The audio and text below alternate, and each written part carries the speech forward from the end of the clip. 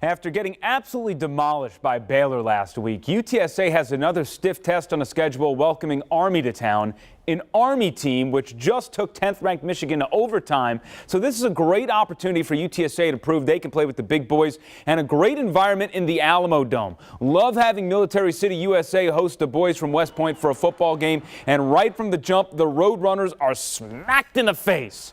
Before he could sit down with a burger and a brewski, Kel Walker scores from the 26-yard line to make it 7-zip in the first minute of the contest. Army would go up 10-0 after a Frank Harris fumble, but for the rest of the half, the defense was flying all over the place, limiting this triple option team. We had some gnarly hits, a couple of fumbles. The UTSA offense couldn't do anything, but the Birds entered the break only down 10-zip.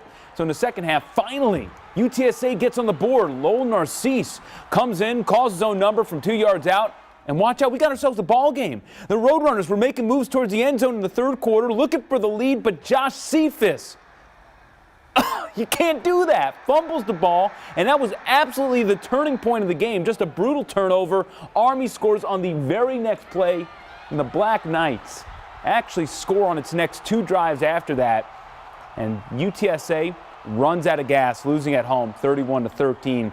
Now, Sports Director Joe Reinagle was on hand for the big game and has more from UTSA's tough battle against Army, especially in the trenches.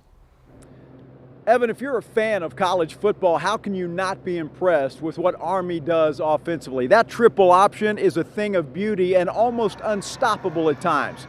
And even in defeat, the UTSA Roadrunners had nothing but praise for them.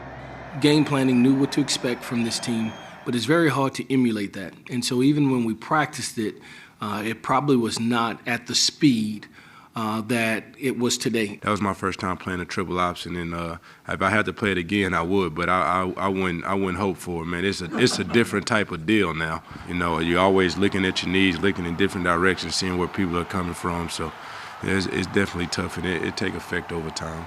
Well, now the Roadrunners will begin conference play. They'll do that next week against North Texas. I asked Coach Frank Wilson if he was concerned about his offense. Well, he kind of skated around the question and says next week will be the telltale sign. So that's what we'll watch for. With the Roadrunners at the Alamo Dome, Joe Reinagle, KENS 5 Sports.